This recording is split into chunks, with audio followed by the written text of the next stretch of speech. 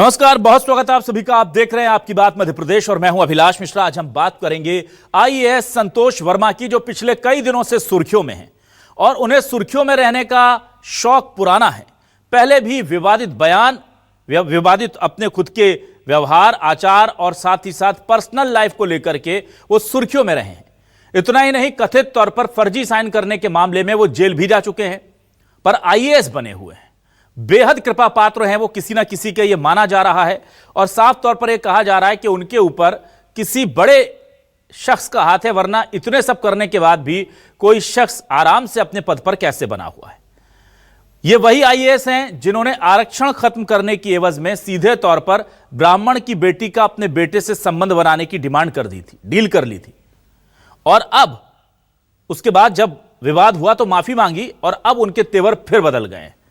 उन्हें पता है कि भाई किसी कम्युनिटी या किसी खास वर्ग को गाली दो और रातों रात सुर्खियां पालो, मीडिया में हिट हो जाओ और अपने समाज में अपनी जगह बना लो। उन्हें लगता है कि दलित समाज का उत्थान तभी होगा जब वो ब्राह्मण समाज की बेटियों को गाली देंगे, उनसे डायरेक्ट डील करने की बात करेंगे। और अब तो वो ये कह रहे हैं कि अगर मेरा विरोध करोगे, कितने लोग मेरा विरोध करोगे, हर घर से संतोष वर्मा निकलेगा। यह कह रहे हैं। आप सोचिए, सरकार ने उन्हें नोटिस जारी किया है, उस नोटिस का जवाब उन्होंने क्या दिया क्या किसी को नहीं पता, कोई कार्रवाई उन पर नहीं हुई है। और अब वो एक कदम आगे बढ़ के कह रहे हैं कि मैं तो बोलूंगा और अगर आप मेरा विरोध करोगे तो हर घर से संतोष वर्मा निकलेगा और ब्राह्मण बेटियों की डिमांड करेगा। इतना सब होने के बाद आखिर किसकी शय पर समाज में जहर घोलने का काम कर रहे हैं संतोष वर्मा? किसने हाथ बांध रखे हैं सरकार के उन पर कार्रवाई करने से? क्या इसके पीछे कोई बहुत बड़ी साजिश है जो बेनकाब होनी चाहिए?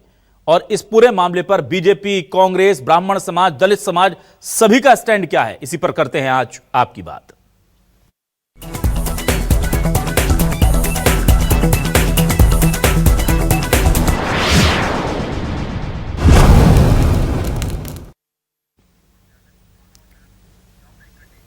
आइए पहले सुनाते हैं संतोष वर्मा ने पहले क्या कहा था, किस तरह से वो बेटी मांग रहे थे। कह रहे थे कि आरक्षण तब तक खत्म ना हो जब तक मेरे बेटे को ब्राह्मण की बेटी का से संबंध बनाने का मौका ना मिल जाए। ये वो कह रहे थे। और अब वो कह रहे हैं कि मेरा बयान का क्या विरोध करोगे, जो कि चंद्रशेखर रावण कह रहे हैं कि अगर आप मेरा विरोध करोगे तो हर घर से संतोष वर्मा निकलेगा। अपने आप को देखिए कितना महिमा मंडित ये शख्स कर रहा है, सुनिए। भीम आर्मी के जो हमारे चंद्रशेखर रावण जी हैं, बहुत अच्छे समाज सेवी है और समाज के लिए बहुत लड़ रहे हैं। उन्होंने कहा कि बोले कितने संतोष वर्मा को तुम मारोगे, कितने संतोष वर्मा को तुम जलाओगे, कितने संतोष वर्मा को तुम निकल जाओगे। अब हर घर से एक एक संतोष वर्मा निकलेगा और जब हर घर से संतोष वर्मा निकलेगा तो फिर आपके पास इतनी ताकत नहीं है कि आप हर संतोष वर्मा को जला सको। एक परिवार में एक व्यक्ति को आरक्षण मिलना चाहिए जब तक कि मेरे बेटे को कोई ब्राह्मण अपनी बेटी दान नहीं करते या उससे उसका संबंध नहीं बनाते। केवल आर्थिक आधार की अगर बात है तो अब ये कह रहे थे कि आरक्षण तब तक खत्म नहीं होना चाहिए जब तक इनके बेटे को कोई ब्राह्मण बेटी दान ना कर दे, अगर आर्थिक आधार पर बात है तो ये आर्थिक आधार से सामाजिक मामले का तो कोई लेना देना नहीं है, पर वो कह रहे हैं। दूसरा, आपको बता दें ये किस मनोवृत्ति के इंसान है। ये पहले भी अपने व्यक्तिगत आचरण को लेकर सुर्खियों में रहे हैं, इनके मामले कोर्ट कचहरी तक पहुंचे हैं, जेल जा चुके हैं और अब ये सियासत का नया भूत इनके सिर पर चढ़ गया है और इसलिए अनाप शनाप बातें कर रहे हैं। चंद्रशेखर रावण जो कहलाते हैं वो क्या कह रहे हैं, क्योंकि उन्हें भी जाहिर सी बात है कि दलितों का उत्थान किसी एक वर्ग का अपमान करने में ही नजर आता है। सीधी बात है, इनको कुछ कहो तभी हम अच्छे हैं, हम उनको गाली दे पा रहे हैं तभी हमारी ताकत जो है वो स्थापित हो रही है। क्या कह रहे हैं चंद्रशेखर रावण, जरा सुनिए। मैं ये बताना चाहता हूं तमाम पार्टी के उन नेताओं को जो इकट्ठे होकर के आए, संतोष वर्मा को ये कर देंगे वो कर देंगे। कितने संतोष वर्मा को क्या करोगे? कल हर घर से संतोष वर्मा निकलेगा। संतोष वर्मा जी ने कहा मैं भी हिंदू और दूसरी जाति के बारे में कहा आप भी हिंदू, और जब तक इनमें रोटी बेटी का रिश्ता नहीं होगा तो भाई कैसे भाईचारा बन जाए, कैसे हिंदू एकता आ जाएगी? तो जैसे कहा तो सारे लोग खड़े हो गए और खड़े होके कोई उसका पुतला फूंकता है, कोई उसको पीटने की बात करता है, सस्पेंड करा दिया। कल भी मैंने एक नेताजी को सुना भाजपा के कि हम इसको ये कर, निकल जाओगे आप लोग, उसको निकल जाओ, जो हम देख लेते हैं, जाओ। आइए अब सुनते हैं इस पर क्या कह रही है मध्य प्रदेश की जनता इस पूरे बयानों को लेकर, क्योंकि अब उनके जो तेवर है वो और ज्यादा मुखर हो गए। वो कह रहे हैं कि हमने अच्छा काम किया और ये करते रहेंगे, और आप हमारा विरोध करोगे तो और भी लोग ये काम करेंगे। वो अपने समाज को भड़का भी रहे हैं कि आप भी सीधी डील कीजिए, बेटियों से, बेटियों के लिए डील कीजिए। आरक्षण कहां, ब्राह्मण की बेटी कहां, कहां लेना देना है। लेकिन आप सोचिए कि किसी के टेम्परामेंट को, किसी की अस्मिता को, किसी के इज्जत को, किसी के सम्मान को कैसे ठेस पहुंचाई जाती है, यह प्रकरण एकदम साफ है। आरक्षण आपके पास ऑलरेडी है, आरक्षण कोई खत्म नहीं कर रहा, ना बीजेपी, ना कांग्रेस, ना ब्राह्मणों ने कभी कहा, ना उनकी बेटियां कभी आगे आई, लेकिन टारगेट किसको किया जा रहा है? बेटी को। अब इस पर हर्षा रिछारिया जो सनातन प्रचारक हैं वो क्या कह रही, जरा सुनिए। आप ये चाहते हैं कि हर गली मोहल्ले, हर घर से ऐसी घटिया मानसिकता का व्यक्ति निकले, आप ये चाहते हैं। और अगर आप ये चाहते हैं तो हम भी ये चाहते हैं कि हर ब्राह्मण परिवार से दुर्गा निकले, हर ब्राह्मण परिवार से काली निकले, हर ब्राह्मण परिवार से खप्परधारी निकले, और फिर इसी भारत में महाभारत होगा। ऐसे व्यक्ति जिनका विरोध होना चाहिए, उनके खुद के समाज को उनके विरोध में खड़ा होना चाहिए, उनका खुद का समाज और समाज के जो मेन कर्ता धर्ता खुद को मान रहे हैं वो इनके पक्ष में है। कितनी घटिया सोच है, कितनी घटिया बात है। मैं माननीय मुख्यमंत्री जी से निवेदन करना चाहता हूं कि इसके विरुद्ध एफआईआर करें, इसे गिरफ्तार करें, इसे निलंबित करें, इसके विरुद्ध विभागीय जांच बैठाएं। नहीं तो हर घर की बेटी को खतरा पैदा होगा इसके भाषणों से, इसके कहने से, और वर्ग संघर्ष की स्थिति आएगी। वो संतोष जो कहते हैं घर से निकलेंगे, मतलब वो सब विखंडनकारी ताकतें निकलेंगे, विद्रोही ताकतें निकलेंगे, वो शत्रुबोध के लोग निकलेंगे। भारत को वो मित्रबोध की दृष्टि से देखना नहीं चाहते। निश्चित रूप से वे लोग जो है देशद्रोही की श्रेणी में आना चाहिए। हर घर से संतोष वर्मा निकलेंगे तो ये सामाजिक वैमनस्य फैलाने का प्रयास हो रहा है। जिस प्रकार से समाज के अंदर इस प्रकार से जातिगत व्यवस्था के ऊपर प्रश्न उठा के जो बात हो रही है ये चिंताजनक है। इस प्रकार की अनर्गल भाषा का उपयोग करके मैं समझता हूँ कि वो किस मानसिकता का परिचय दे रहा है, ये हम सब की समझ से बाहर जा रहा है। ज्ञापन केवल ब्राह्मण समाज नहीं, सवर्ण समाज ने भी दिया है मुख्यमंत्री जी को कि इनके खिलाफ कार्रवाई हो और इनसे आईएएस छीनी जाए, क्योंकि आईएएस इस स्तर की बात नहीं करते हैं। हौसले, जब कोई एक्शन नहीं होता है तो हौसले बुलंद होते हैं।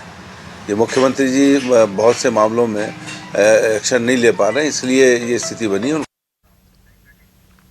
और आइए देखते हैं सवाल क्या, जल्दी से आपको सवाल दिखाते हैं, इस डिबेट को आगे बढ़ाते हैं। हमारे आज के सवाल ये रहे, विवादित आईएएस संतोष वर्मा पर किसकी मेहरबानी, विरोध होने पर दी हर घर से संतोष वर्मा निकलने की धमकी। सपाक्स बोला ऐसे तो हर घर की बच्ची पर खतरा होगा। हर्षा रिछारिया बोली फिर महाभारत छिड़ेगा। जयेश और चंद्रशेखर आजाद रावण ने दिया वर्मा को समर्थन। कौन तैयार कर रहा है समाज में टकराव कारण। ब्राह्मण की बेटी मांगने वाले आईएएस का और बड़ा हौसला, बोले विरोध हुआ तो हर घर से संतोष वर्मा निकलेगा, यानी कि हर घर से ब्राह्मण बेटियों की तरफ नजर उठाने वाले लोग निकलेंगे। सीधे तौर पर वो चुनौती दे रहे हैं। मेरे साथ कुछ खास मेहमान हैं और आज मैं खुशकिस्मत अपने आप को महसूस करता हूं कि मेरे साथ 4 महिला शक्ति का प्रतिनिधित्व करने वाले लोग हैं, अलग अलग वर्गों से आते हैं। बीजेपी से वरिष्ठ नेत्री प्रवक्ता डॉक्टर वाणी आलूवालिया जी हैं। डॉक्टर वाणी, आपका बहुत स्वागत है। कांग्रेस से वरिष्ठ नेत्री प्रवक्ता डॉक्टर शिंपी अग्रवाल जी हैं। डॉक्टर शिंपी, आपका भी बहुत स्वागत है। हमारे साथ सनातन प्रचारक हर्षा रिछारिया जुड़ गई हैं। Harsha, welcome to my show. और कल्पना शर्मा वरिष्ठ पत्रकार के तौर पर हमें ज्वाइन कर रही हैं। कल्पना जी, बहुत स्वागत है आपका भी। सबसे पहले हर्षा, आपके पास आ जाता हूं। ब्राह्मण की बेटी आप हैं और यह बयान दिया गया, उसके बाद से अभी तक उन पर कोई कार्रवाई नहीं हुई। एक इसी तरह का समाज और वर्ग विशेष के लिए बयान एक और शख्स ने दिया, 2 घंटे के अंदर उसकी गिरफ्तारी हुई। कई मामले में उसने तो माफी भी मांगी हाथ जोड़कर। उसने कहा मैंने शराब के नशे में कहा, पर वो बहुत गलत शब्द कहे एक कम्युनिटी के खिलाफ। 2 घंटे में गिरफ्तारी हो गई, जेल भेज दिया। माफी मांगने के बाद भी उस पर कार्रवाई हो गई जो होनी चाहिए थी। पर ये तो आईएएस साहब हैं, इनका तो कोई कुछ बिगाड़ नहीं सकता। और अब तो इनकी राजनीतिक मंशा भी बहुत स्पष्ट हो गई है। जब से वो सपाक्स के अध्यक्ष बने हैं तो उन्हें पता है कि कैसे सुर्खियों में रहना है, वर्ग विशेष को गाली देनी है, उन्हें टारगेट करना है, और इसी से उनके समाज का उत्थान होगा, इसी से उनका आरक्षण बचेगा। देखिए, कल तक जो ये मानते थे और ये पुराणों वेदों में हर जगह लिखा हुआ है कि ब्राह्मण पूजन से या पुजारी के पूजन से ऐसी ऐसी चीजें होंगी, आज उनको ये लग रहा है कि ब्राह्मण बेटियों को टारगेट करके हमारे जीवन का या हमारी जाति का उत्थान होगा। ये बहुत बड़ी बात है। और उससे भी बड़ी बात ये है कि इन जैसे लोग जब खुलेआम घूम रहे हैं और जब वो ये धमकी दे रहे हैं एक भरे मंच से कि अब संतोष वर्मा हर घर से निकलेगा, तो इस बात की कौन गारंटी ले रहा है कि आने वाले समय में सिर्फ और सिर्फ ब्राह्मण बेटियां खतरे में रहेंगी? क्योंकि ऐसे राक्षस जब खुलेआम समाज में घूमते हैं तो उनके लिए ब्राह्मण क्या, उनके लिए क्षत्रिय क्या, उनके लिए वैश्य क्या, कोई भी जाति के हो, कल को वो किसी भी लड़की को टारगेट कर सकते हैं। तो क्या सिर्फ ब्राह्मण की बेटी ही असुरक्षित रहेगी? हो सकता है फिर तो हर घर की बेटी असुरक्षित रहे, हर जाति की बेटी असुरक्षित रहे। या वो सिर्फ ये मानेंगे कि हमारे घर परिवार की बेटी बेटी है, बाकी सब हमारे लिए बाजारू है और हम सब पे आक्रमण करेंगे, सबको गलत नजर से देखेंगे। ये चलेगा क्या? आज बात सिर्फ ब्राह्मण की बेटी की नहीं है, आज बात हर समाज की, हर जाति की, हर धर्म की बेटी की है कि हम बेटियों को क्यों टारगेट कर रहे हैं और बेटियों का मैटर आया कैसे बीच में। इतने बड़े पद पे अगर कोई बैठा हुआ है, कोई उस पे पोस्टेड है, तो हम जानते हैं कि वो जब उस पद पे होते हैं, आईएएस आईपीएस पद पे बैठना मतलब कि हर जाति को, हर समाज को, हर जेंडर को, हर धर्म को एक नजर से देखना। आज वो किस नजर से देख रहे हैं, वो नजर ही उनकी सबसे बचने लायक है। इतनी घटिया सोच, इतनी घटिया मानसिकता का वो व्यक्ति, और वो ऐसे खुलेआम घूम रहा है, हमारे लिए शर्मनाक बात है। ठीक है, चलिए हर्षा, ठीक है, मैं जल्दी से शिल्पी जी आपके पास आता हूं। मुझे ये बताइए, ये जो आरोप लगाए जा रहे हैं कि बिना बड़े और सियासी संरक्षण के कोई व्यक्ति ऐसा करके बच नहीं सकता, क्योंकि आरक्षण की बात ना तो किसी ब्राह्मण समाज के लोगों ने कही थी खत्म कर दो, ना ब्राह्मण बेटियों ने कही थी, उन पर आक्रमण किया, उसकी शिकायत की गई, पूरे प्रदेश से ज्ञापन दिया गया, लेकिन कोई कार्रवाई नहीं हुई। एक नोटिस दिया गया है बस, और उस नोटिस के बाद सब खामोश हैं। अब उनका हौसला और बढ़ गया है, अब वो तो और आगे बढ़ गए हैं, कह रहे हैं कि अब तो हर घर से निकलेगा। तो ये ना सिर्फ सिविल आचरण संहिता का उल्लंघन है, बल्कि ये सीधे सीधे समाज में वैमनस्यता फैलाने का इसमें केस लग सकता है, धाराएं लग सकती हैं। और इंटेंशन तो बहुत स्पष्ट है कि अपनी छोटी सी पॉपुलैरिटी पाने के लिए आप समाज में जहर बो रहे हैं ताकि एक वर्ग दूसरे से नफरत करने को मजबूर हो जाए। आदरणीय अभिलाष जी, देखिए 22 नवंबर को आईएएस वर्मा एक बहुत ही निंदनीय और घटिया बयान देते हैं, जिसके ऊपर लगभग 5 दिन तक तो पहले मीडिया को, विपक्ष को और समाज को जमीन पर आकर प्रोटेस्ट करना पड़ता है, जिसके बाद राज्य सरकार नींद से जागती है और 26 नवंबर को सामान्य प्रशासन विभाग उन्हें एक शोकॉज नोटिस भेजता है। और इस नोटिस का आईएएस वर्मा पर इतना प्रभाव पड़ता है, वो इतना डर सहम जाते हैं कि आज लगभग 20 दिन बाद वो पुनः एक निंदनीय बयान जो है वो समाज के भीतर परोस देते हैं। अगर हम गलत नहीं है तो ऑल इंडिया सर्विसेज के रूल नंबर 3, 7 और 10 के तहत ये राज्य सरकार का प्रेरोगेटिव होता है कि जब तक शो कॉज नोटिस का जवाब और ये पूरी प्रक्रिया चल रही है, वो सार्वजनिक हित को देखते हुए और प्रशासनिक आवश्यकता को महसूस करते हुए अधिकारी को निलंबित कर सकते हैं, उनको एक एडमिनिस्ट्रेटिव लीव पर भेज सकते हैं, उनका स्थानांतरण भी कर सकते हैं। लेकिन ऐसी क्या मजबूरी है मोहन यादव की सरकार की? आखिर ऐसा कौन सा उनके ऊपर या डबल इंजन सरकार के ऊपर दबाव है कि कहीं पर चंद्रशेखर रावण बेखौफ बदजुबानी कर रहे हैं तो कहीं पर आईएएस वर्मा जो है वो इस तरह के निंदनीय बयान दे रहे हैं। यदि हर घर से आईएएस वर्मा निकलेंगे तो फिर ये यथार्थ है कि हर घर से एक चंडी भी निकल कर आएगी और समाज के अंदर वो वैमनस्यता फैला रहे हैं, निरंतर फैला रहे हैं, लेकिन राज्य सरकार इसके ऊपर किसी भी तरह की कोई कार्यवाही नहीं करती है। तो ये तो स्पष्ट दिखाता है कि मोहन यादव जी की सरकार में चाहे मंत्री हो या संतरी हो, वो सभी बेखौफ घूम सकते हैं, जो चाहे गांजा तस्करी में जिनके रिश्तेदार पकड़े जाएं, चाहे अधिकारी बदजुबानी करें, चाहे पुलिस प्रशासन हवाला की राशि का बंदरबाट करे। ठीक है, डॉक्टर वाणी आलूवालिया जी आपके पास आता हूं, आप भी महिला हैं। डॉक्टर वाणी आलूवालिया जी, सीधा सवाल यह है कि हर लिहाज से, और मुझे तो बड़ी खुशी होती है बताते हुए कि इस मामले में दलित चिंतक भी हमारे साथ इस डिबेट में जुड़े थे इससे पहले जब हमने इस मामले पे किया था, और उन्होंने भी कहा था कि किसी के घर की भी बहन बेटी किसी की भी हो, उस तक बात ले जाने की जरूरत ही नहीं थी। आरक्षण संवैधानिक मामला है और जो है वो है, कोई खत्म नहीं कर रहा है इसको, और अगर आपको अपनी बात रखनी भी है तो बहन बेटियों को उसमें उनकी इज्जत उछालने की जरूरत नहीं है। खुद दलित चिंतक मान रहे हैं कि गलत है, सारा समाज मान रहा है गलत है, लेकिन सरकार को नहीं लगता कुछ गलत है। तो सवाल सीधे उठते हैं कि कौन उनको सत्ता में बैठा हुआ कौन व्यक्ति उनको संरक्षण दे रहा है, पहली बात ये।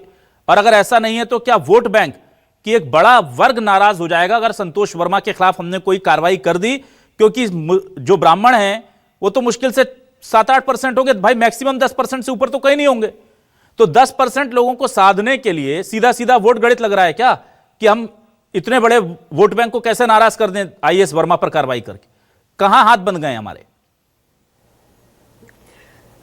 सबसे पहले तो न्यूज़ 24 के श्रोताओं को मैं नमस्कार करती हूँ। मेरे साथ जो महिला शक्ति है मैं उसको प्रणाम करती हूँ, उसका सम्मान करती हूँ। और मैं एक चीज़ बहुत स्पष्ट कर दूँ, जात पात की करो विदाई, हम सब हैं भाई भाई। ये सामाजिक समरसता का एक बहुत बड़ा संदेश हमें हमारा संविधान भी देता है और ये मोदी सरकार का मूल मंत्र भी है, क्योंकि हम ज्ञान की जातियों पे बात करते हैं। मैं इस बयान की जो वर्मा जी एक मंच का उपयोग कर रहे हैं और अपनी जो एक पीआरओ स्टंट बोलूं मैं, या जो एक अभद्र शैली के अनुरूप उन्होंने ये बात की है, उसका निंदा तो करते ही हैं, परंतु सरकार ने जो पहल की है उनसे जवाब तलब किया है। उस जवाब तलब की प्रतीक्षा होने तक आगे की कार्रवाई होती रहेगी। पर मैं एक चीज बहुत स्पष्ट कर दूं आपके टीवी चैनल के माध्यम से, बेटी किसी भी घर की हो, किसी भी जाति की हो, हमारी संस्कृति हमें दो चीजें बहुत स्पष्ट सिखाती है, बेटी का सम्मान और बेटी की आराधना। ये प्रतिबिंब हमारी संस्कारों में है और इसी के आधार पर हमारी जीवन शैली होती है। इसीलिए कोई भी इसे एक मुद्दा बनाकर समाज के अंदर फूट डालने के काम करे, समाज में मुझे लगता है जहर घोलने का काम करे, जैसे रावण ने किया है और उसी के नक्शे कदम पे ये वर्मा जी ने करने का प्रयास किया है। निंदनीय है, इनके ऊपर कठोर कार्रवाई होगी। इन्हें बिल्कुल अपने जीरो टॉलरेंस के नियम के तहत अपना जवाब मिलेगा। पर इसके साथ में मैं कांग्रेस की प्रवक्ता को भी, मेरी बहन, छोटी बहन को एक मुझे लगता है एक तकरीर मेरी समझ लीजिए, मुझे एक प्रश्न समझ लीजिए, जैसे भी वो इंटरप्रेट करे, क्या ये सब चीजें, ये सब बिंदु उनके कांग्रेस के वरिष्ठ नेताओं पर भी लागू होती हैं? देखिए, करनी और कथनी में अंतर नहीं होना चाहिए, क्योंकि जित्तू पटवारी, कमलनाथ, उमंग सिंघार, कहीं ना कहीं इनके शब्दकोश निकले हैं, चंचमाल, आइटम, इन्होंने महिलाओं के लिए, वरिष्ठ महिलाओं के लिए ऐसे शब्दों का प्रयोग किया है, तब इन्होंने एक्शन क्यों नहीं लिया? लेकिन समाज में कहीं ना कहीं राजनीतिक रोटियां सेकने के लिए अब ये इस मंच का उपयोग कर रही हैं और ये अपने देख लीजिए कैसे कथनी है और कैसी करनी है। ठीक है, चलिए मैं आ जाता हूं कल्पना शर्मा जी आपके पास। कल्पना शर्मा जी, टेक्निकल बातों पर बात करते हैं। वो नए अध्यक्ष बने थे और उन्हें लग रहा था कि भाई समाज के लोगों को कैसे इकट्ठा करूं, तो आजकल है कि हिंदू लोगों को इकट्ठा करना है तो मुस्लिमों को गाली दे दो, मुसलमानों को इकट्ठा करना है तो हिंदू को गाली दे करके बाबरी मस्जिद बना लो, और अगर हमें अन्य संगठनों को या अन्य समाज को इकट्ठा करना है तो अगले समाज को गाली दे दो। ये सबसे कॉमन चीज है। पर सवाल यह है कि शायद वो भूल गए, अच्छा पढ़े लिखे तो पूरे हैं पर काम एकदम ऐसे करते हैं, मैं क्या शब्दों का मैं वैसे इस्तेमाल नहीं कर सकता, उनके स्तर तक तो मैं नहीं पहुंच सकता हूं, वो व्यक्तिगत तौर पर बहुत बहुत नीचे गिर चुके हैं। लेकिन डॉक्टर भीमराव साहब अंबेडकर साहब, उनकी पत्नी ब्राह्मण थी। अगर उनकी, चलिए मैं आईएएस संतोष वर्मा की बात मान लेता हूं कि जिस दिन दलितों को ब्राह्मण की बेटी देना शुरू कर दिया जाएगा तब तक आरक्षण हो, तो क्या अंबेडकर साहब की जिस दिन शादी हो गई थी उसी दिन से आरक्षण बंद कर दें? भाई कोई लॉजिक तो लगाओ। कितने लोग ऐसे हैं हमारे समाज में, ऐसा कहीं लिखा है या नहीं हो रहा है कि ब्राह्मण की बेटी दलितों के घर नहीं जाती है? 50 एग्जाम्पल अपने दाएं बाएं घूम करके देख लीजिए, मिल जाएंगे। तो ये पूरा का पूरा इंटेंशन जो था वो एक वर्ग विशेष को टारगेट करने का था। वो जो कर रहे हैं वो अपनी जगह ठीक कर रहे हैं, क्योंकि उन्हें पता है कि आईएएस की नौकरी के बाद उन्हें नेतागिरी करनी है और समाज में खाई बना करके वो नेतागिरी करेंगे, उनकी लाइन सही है। पर प्रशासन जो कर रहा है कि पहले उन्हें छूट दे रहा है कि आप गलत बोलिए, और आप शो कॉज नोटिस देते तो 2 दिन 3 दिन का दे देते, 6 दिन का दे देते, 1 हफ्ते का, अभी तक जवाब दिया नहीं दिया किसी को नहीं पता, और वो लगातार बयान दिए जा रहे हैं। तो क्या ये प्रशासन भी कुछ पॉलिटिकली इंटेंशनलाइज हो गया कि ठीक है थोड़ा बिखराव होगा फिर हम इकट्ठा करेंगे, या वोट बैंक का जो डर जो बार बार कांग्रेस कह रही है कि वोट बैंक के डर से उन पर कोई कार्रवाई नहीं हो रही, वो है इसके पीछे? बिल्कुल अभिलाष जी, ये सवाल मेरे मन में बार बार आया और ये क्वेश्चन भी उठा कि इतना लंबा समय आखिर किसी व्यक्ति को क्यों दिया जाता है, वो बार बार ऐसे स्टेटमेंट दे, एक विशेष धर्म के लोगों को टारगेट करके उनका आक्रोश आप समाज में फैलते हुए देखना क्यों चाहते हैं।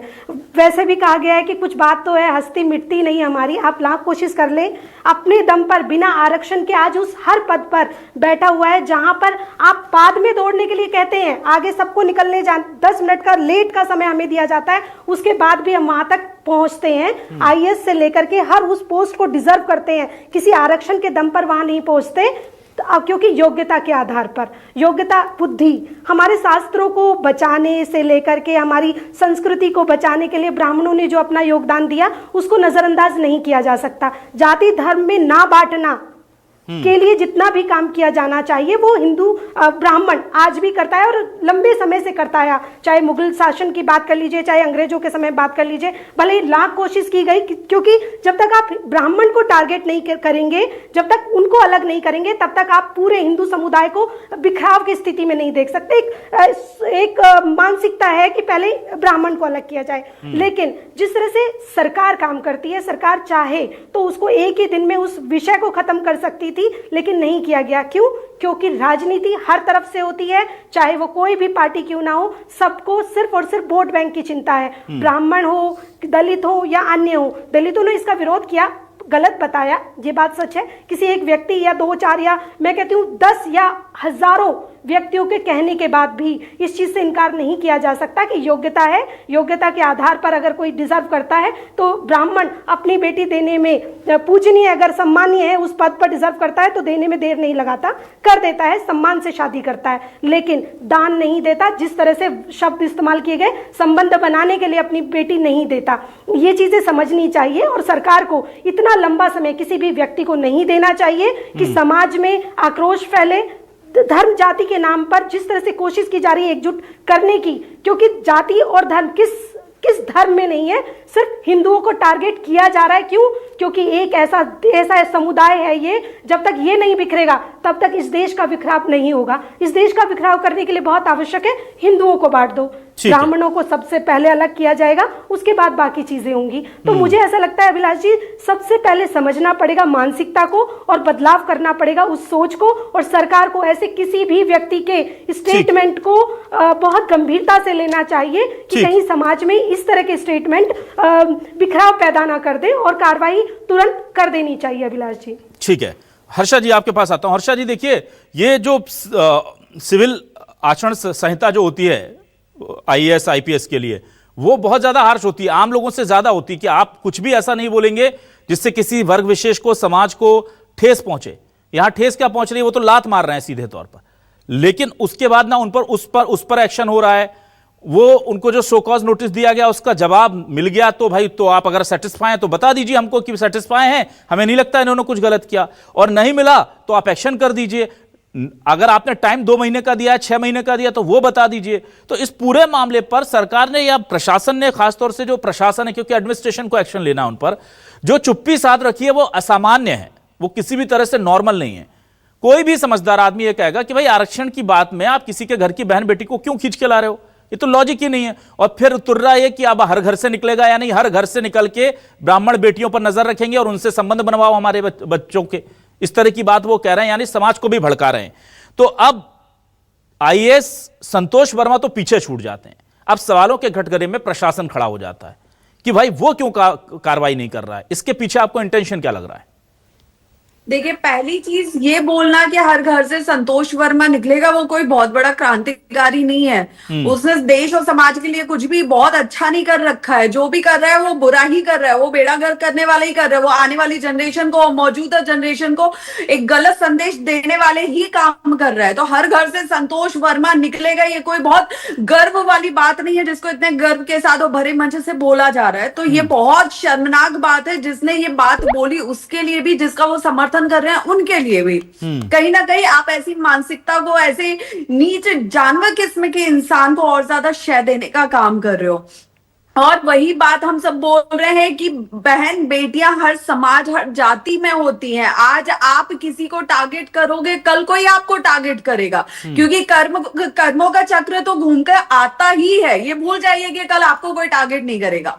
और रही बात, अभी मैम ने बहुत अच्छी एक बात बोली है कि ये जिस दिन ये बयान हुआ था उसी वक्त अगर बहुत कड़क कोई कदम उठा लिया जाता, ठोस कदम उठा लिया जाता, बात को इतना बढ़ने ना दिया जाता, तो आज हम सब इस पे बैठ के चर्चा नहीं कर रहे होते, बल्कि हम सब ये बात कर रहे होते अपने घरों में बैठ के कि इनके साथ जो हुआ वो सजा इनकी बनती थी, ताकि आने वाले समय में कोई दूसरा ऐसा करने का, ऐसा बोलने के बारे में कभी सोचे नहीं। तो अभी भी अगर सरकार ने कोई ठोस कदम नहीं उठाया, अभी भी ऐसे राक्षसों को ऐसे खुले घूमने की और बोलने की आजादी दी गई, तो बहुत जल्द हमारे समाज में हम बहुत भिन्नता होते हुए देखेंगे। आज जिसकी लड़ाई हम सब लड़ रहे हैं कि सबको एक करके चलें, वहां पे हम वापस कहीं ना कहीं टकराव होते हुए देखेंगे। और अगर हर घर से संतोष वर्मा जैसा राक्षस पैदा होगा, तो हर ब्राह्मण की बेटी चंडी काली दुर्गा पैदा होगी, और फिर वो इन जैसों को सबक भी सिखाएगी।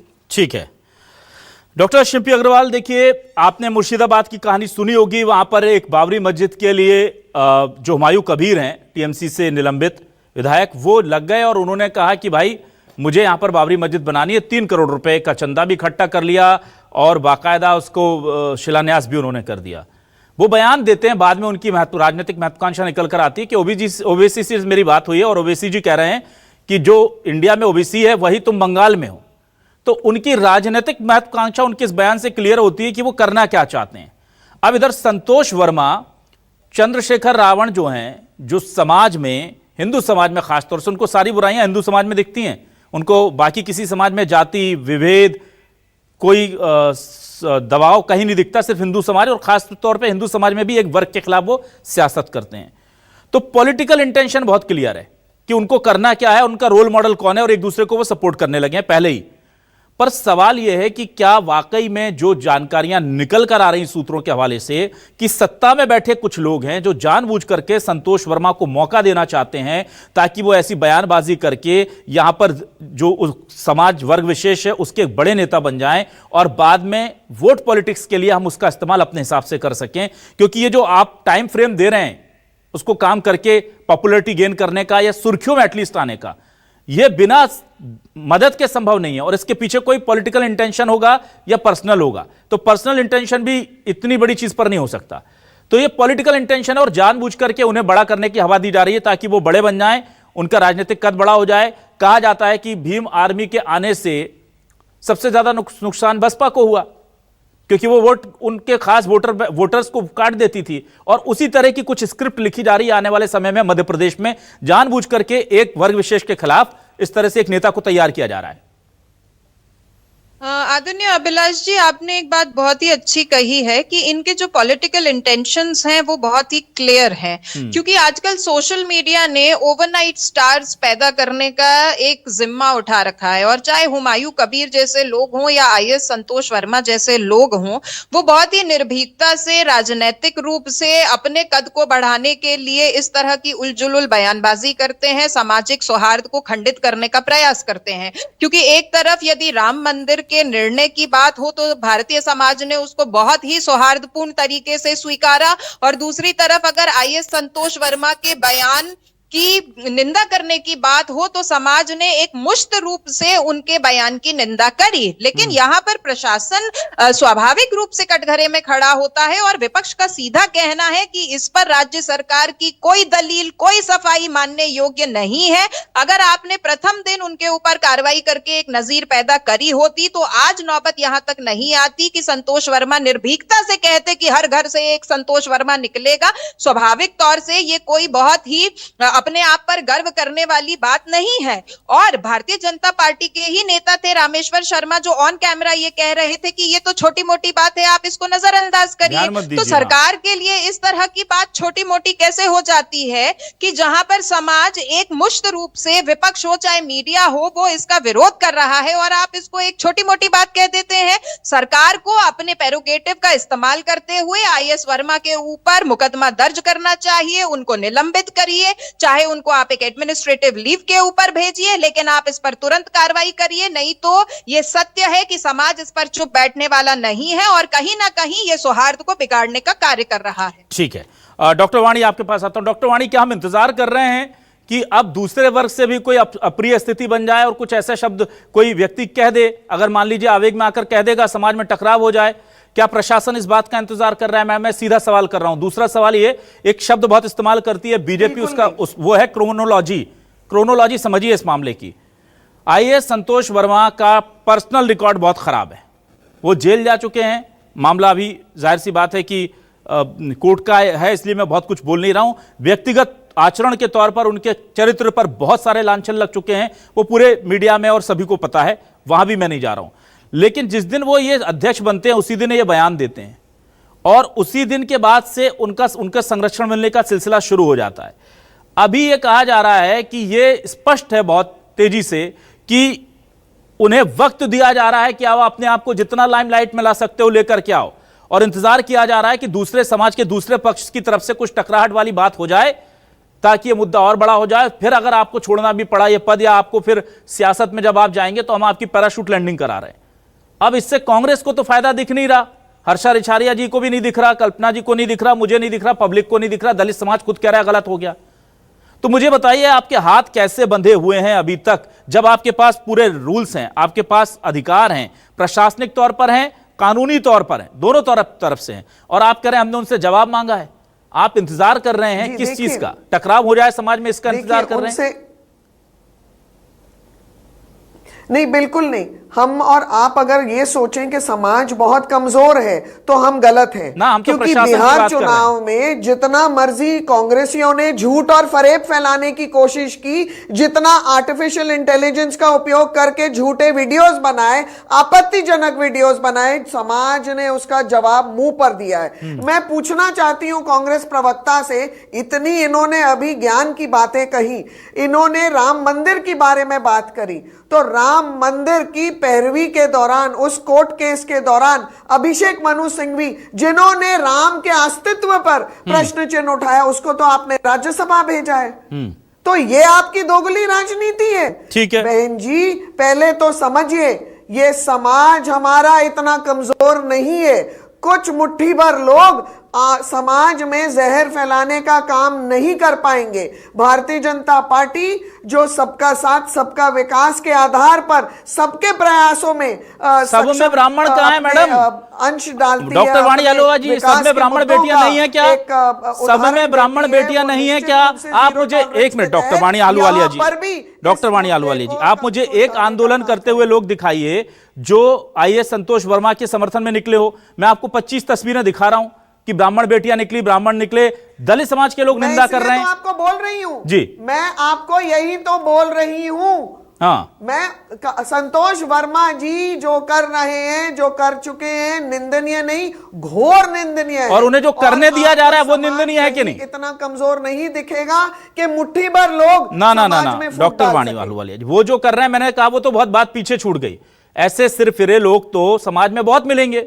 उन्हें जो करने दिया जा रहा है, मैं उन जिम्मेदारों की बात कर रहा हूं जिनके पास अधिकार हैं, जिनके पास प्रोगेटिव्स हैं और जिनके पास तमाम एक प्रक्रिया होती है, एक संवैधानिक उस प्रक्रिया में कहीं नहीं लिखा इसके ऊपर एक्शन लेने की, उसे डॉक्टर वाणी जी, डॉक्टर वाणी जी, बर्खास्त करने की बात ही नहीं कर रहे हैं। बर्खास्त करने की बात ही नहीं कर रहे हैं। हम तो यह कह रहे हैं कि कुछ तो कर सकते हैं, और कहीं नहीं लिखा कि आप पहले दिन नहीं कर सकते, आप 20वें दिन ही करेंगे। कहीं नहीं लिखी ये बात, कहीं नहीं लिखी। अगर शिकायत मिलती है, कहीं ये भी नहीं लिखा है कि हम कम से कम उनसे जवाब तो ले, हम उनसे एक शो कॉज नोटिस पे हम ना। ठीक है डॉक्टर वाणी जी, उनसे शो कॉज नोटिस भेजे हुए हमको लगता है काफी टाइम हो गया, और वो कोशिश किए जा रहे हैं। साफ तौर पर लग रहा है कि कुछ बड़ी अनहोनी का इंतजार किया जा रहा है ताकि कोई इसका पॉलिटिकल माइलेज ले ले। अब उनके राजनीतिक सियासी आका कौन है हमें नहीं पता, पर जो भी हैं, प्रशासन अगर उनके हाथों में खेलता नजर आएगा और समाज में विघटन की जहर बोने की जो साजिश चल रही है, वो एक के बाद एक बयान दिया जा रहे हैं, हम उनसे जवाब ही मांग रहे हैं। जवाब उन्हें यहां देना चाहिए, जवाब वो पब्लिक में जाकर कह रहे हैं कि तुम मेरा विरोध करोगे तो हर घर से संतोष वर्मा निकलेगा। और क्या जवाब चाहिए प्रशासन को? वो समझ ही नहीं रहे, ना समाज को, ना संविधान को, ना कानून को, ना प्रशासन को। आपको जवाब मिल नहीं रहा क्या? इतने मासूम है क्या हम लोग कि जवाब उनको यहां से लिखकर, अगर उनके मन में डर होता तो ये बयान वो देते अगला। ये तो साफ तौर पर इतने भी नादान ना बने हम, सब दिख रहा है कि कौन चाह रहा है कि समाज एक दूसरे से लड़ जाए ताकि कुछ सियासी फायदा हो जाए। यह बस पता करना है। ये सब टूल हैं, चाहे संतोष वर्मा हो, चाहे वो शख्स जिसने दलित समाज पर टिप्पणी की थी दमोह में, जो अंदर है जेल के इस वक्त, चाहे वो चंद्रशेखर रावण हो जो कह रहे हैं हर घर से निकाल देंगे हम ब्राह्मण बेटियों के लिए। ये सब टूल हैं, सब जानते हैं। इनके पीछे के मास्टरमाइंड कौन है वो जनता के सामने नहीं आ पा रहे हैं। ये बड़ी दुख की बात है। और प्रशासन जिस तरह से खामोशी लाद कर बैठा है तो फिर तो सवाल उठेंगे। मैडम बहुत शुक्रिया, डॉक्टर वाणी आहलूवालिया जी, डॉक्टर शिल्पी अग्रवाल, हर्षा रिछारिया, कल्पना शर्मा जी हमारे साथ जुड़ने के लिए। सभी मेहमानों का शुक्रिया, दर्शकों का शुक्रिया। नमस्कार।